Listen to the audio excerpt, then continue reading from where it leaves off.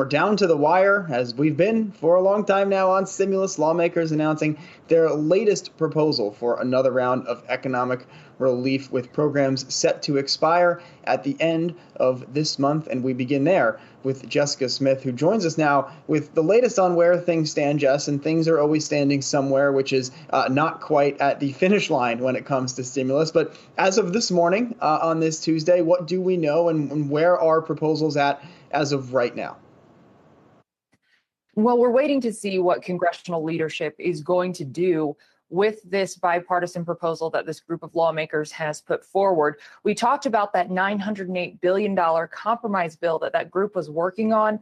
They couldn't get past the two biggest sticking points, so they broke it up into two different proposals. The first is a $748 billion package that has the measures that are not as controversial in it. So you have $300 a week in enhanced UI. You have an extension of the expiring unemployment insurance programs. You have another round of PPP, money for vaccine, other measures that everyone seems to like. Then you have the $160 billion in state and local aid and the liability provisions. That group could not get to a consensus on those, so they just put them in a separate bill. Neither bill has stimulus checks, and that could be a problem because Senator Bernie Sanders has threatened to hold up government funding over another round of direct payments to Americans. So it's going to depend on what congressional leadership does with this compromise if those stimulus checks somehow end up in a final package. But these centrist lawmakers are urging leaders to take this deal. Let's watch. Some of my colleagues say, well, the economy is better. Why do we need to do this?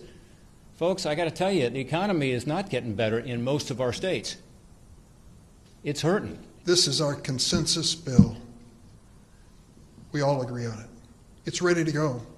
There's no excuse for either the speaker or the leader. You've got to give us a vote.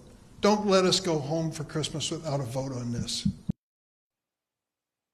So that was Senator Dick Durbin that you just heard from there. He is the second highest Democrat in the Senate. And the fact that he is saying he seems to be willing to take a deal without state and local aid is significant. Reporters asked other Democratic leaders yesterday if they would be willing to move without state and local aid.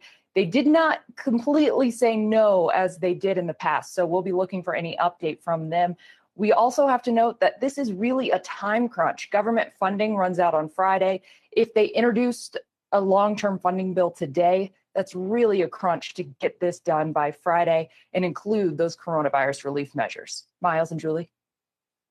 All right. Well, Christmas is 10 days away by my count, Jess. So it sounds like we have 10 more days of these headlines. Jessica Smith will check in with you certainly later on this week.